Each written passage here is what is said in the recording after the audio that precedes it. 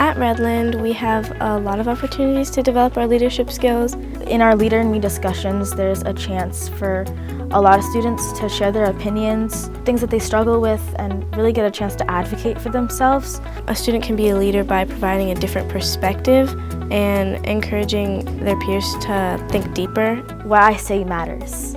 So just because, I might be younger doesn't mean that my opinion doesn't matter any less.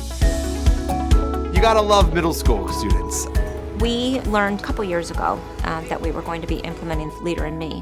Leader in Me is a set of tools that allows students to be empowered, to see themselves as leaders. It was very important for us to start introducing the program to staff right away. We talked about how we are going to implement the Leader in Me lessons and integrate it into a daily exposure for the students and staff. We talked a lot about how we could use our existing structures. So we had to sit down and talk about our bell schedule. How are we gonna adjust our advisory? We adjusted it to make it 3 days a week. Having advisory 3 times a week and having each day dedicated to a component of Leader in Me has allowed students to fully experience and investigate each piece of what it means to be a leader.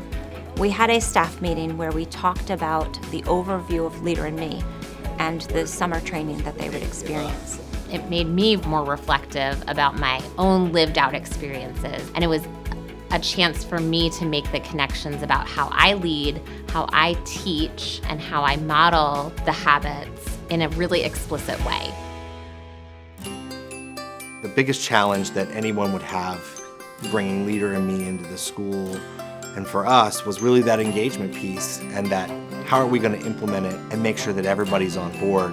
Thinking about buy-in, we ask for feedback quite often from teachers, and making that feedback something that becomes an action item. If I were to say that there's one piece, it's really just having that consistent student feedback, staff feedback, and listening to your people. There's a chance for teachers to be a part of what Leader in Me looks like at school. And there is an opportunity for students to have a say in the kinds of learning that happens related to Leader in Me. In advisory, every week we have a lot of opportunities when we start discussions to practice leadership skills. This week we discussed what makes students comfortable with their teachers and what could make them want to open up with their teachers. A lot of kids are starting to learn to pull their answers from their experiences or go in depth about how they feel about that topic. We're given a variety of opportunities to voice our opinions. For example, wanting a compost bin in our lunchrooms, and that was an idea brought up that we are now implementing in our school, where we can now compost to help our environment. Quite often we ask people about their experiences. We ask students for their feedback and their voice. But we don't have a great way necessarily to collect it. And we have a lot of tools within the district right now that already exist for gathering academic information. Leader in Me has some tools that have allowed us to gather student voice data about what they're experiencing. The measurable results assessment allows us to take what is abstract and maybe ambiguous and give it a foundation and give it some tangible data so that we can create goals in the same way that we would with our academic data.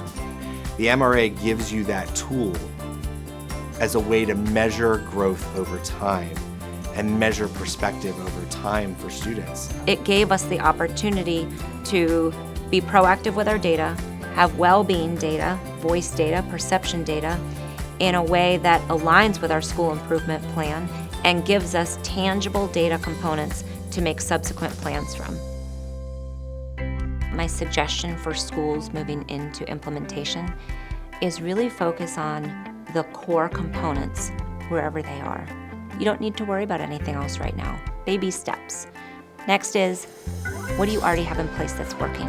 Capitalize on that, elevate that, leverage that to make sure that you're continuing to do what has already proven to be successful, and what adaptations can you consider that align with the framework.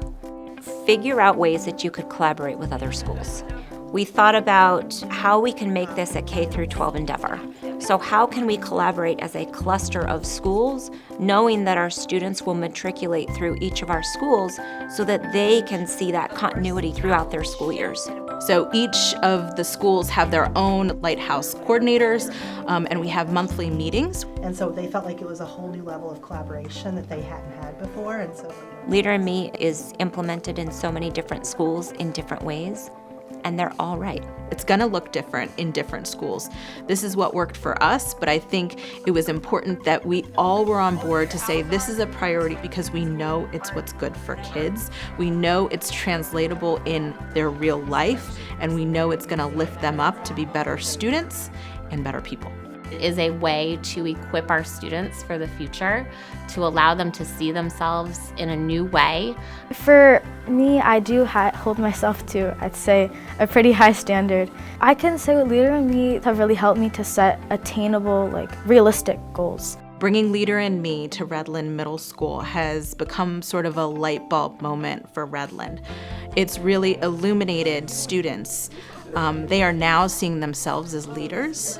I think as we learn and grow and become leaders, it'll really impact our daily lives very positively. You can be the change every day. You just got to speak up, and you got to share your vision for what you want your education to be. We're really proud of what we've been teaching students, and it really feels like a family here at Redland.